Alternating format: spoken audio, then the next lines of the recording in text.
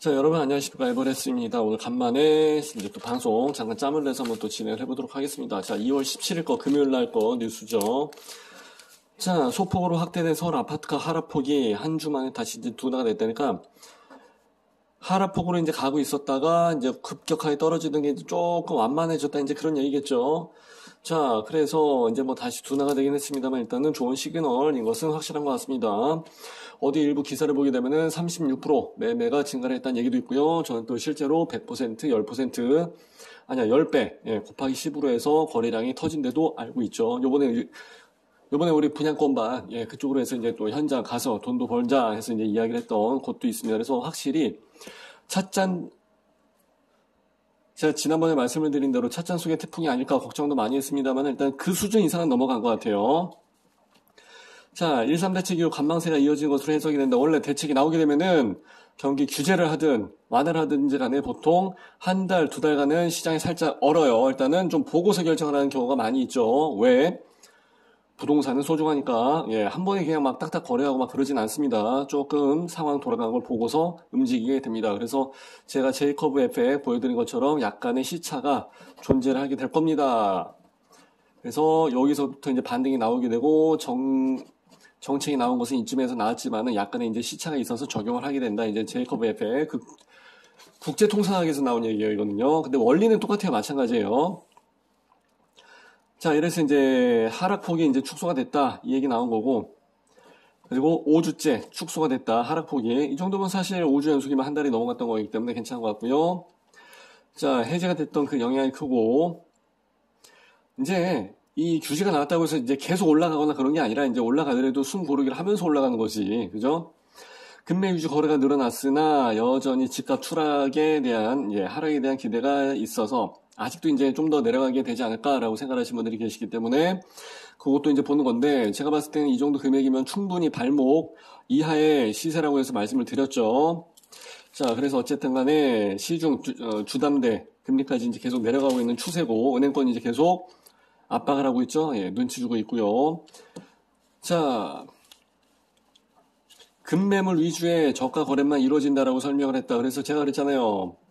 매수가 붙기 시작하게 되면은 그동안 이제 미분양 들어가고 있던 거 이런 거 다 그 순간 다 싹 다 나가버린다고 그랬죠. 참고하시면 될 것 같고요.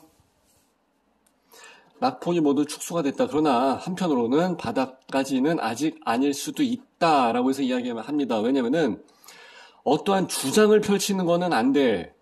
그건 뉴스 매체가 할 일은 아니고 주장을 합디다 이런 사람들이 이렇게까지 해서 인용을 할 수는 있지. 그리고 일반적인 뉴스에서는 항상 밸런스를 맞춰가는 것이 기본이기 때문에 반대 의견도 항상 같이 이야기를 해줍니다. 그러나 바닥은 아직인 것 같다고 해서 이야기는 하지만 바닥은요 알 수가 없어요. 바닥을 치고 올라가 봐야지 이제 그때가 바닥이었구나 라고 해서 생각하는 것이 바닥인지 아닌지는 나중에 알 수 있는 겁니다.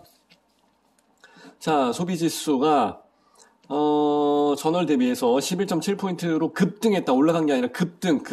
요거 생각을 좀 해보십시다. 그러니까 내가 봤을 땐 거의 이제 바닥이라고 사실 생각을 하신 분들이 많은 것 같습니다. 하지만 아직도 시기상조라고 해서 입을 모으시는 분들도 계십니다. 그래서 이런저런 얘기가 쭉 나와 있긴 하지만은,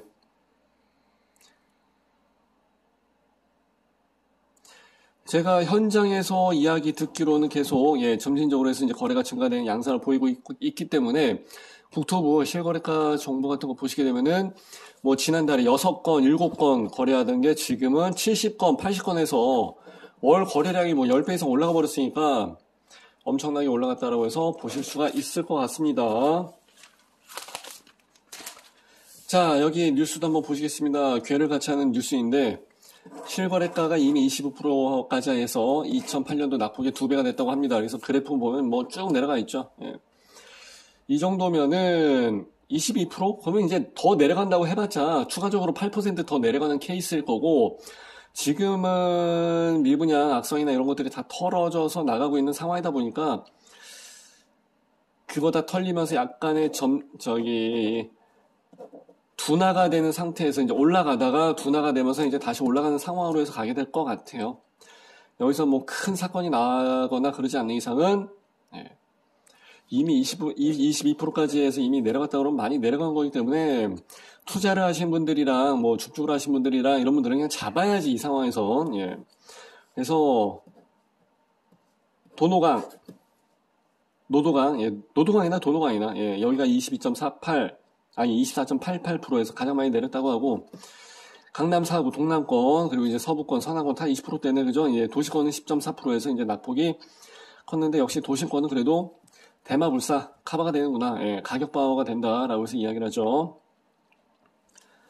자, 여기도 계속해서 이제 손바뀜이 나왔다는 얘기는 거래가 이제 돌아갔다는 얘기죠. 그리고 아마 내년에 양도세가 24년도 1월 1일서부터 양도세가 아마 대폭 하락을 하게 될 뭐 정상화라고 표현을 합시다. 그럴 가능성이 많기 때문에 내년까지 해서 간다 그러면은 더 많이 거래가 올라가게 될 가능성이 있습니다. 거래가 돌아간다는 얘기는 매매가 돌아갔다는 얘기죠. 시장이 돌아간다는 얘기고 이렇게 되면은 손바뀜이 나왔다 이 얘기는 시세의 매매가는 올라간다라고 해서 보시는 게 아마 일반적일 겁니다. 그래서 내년까지도 아마 계속해서 올라가게 되지 않을까. 올해 뭐 점진적으로 해서 올라가고 금리 계속 내려가고 하면서 내년서부터 이제 화랑이 타게 되지 않을까. 뭐 화랑까지는 그렇다 치지만 예. 올라가야 될 가능성이 상당히 많다고 생각이 됩니다.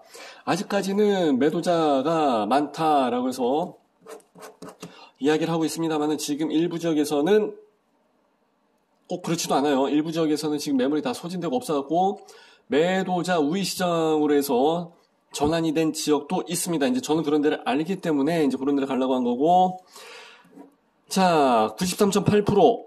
지난달에 82.1%였는데 93.8%로 해서 올라가서 그럼 많이 올라갔네.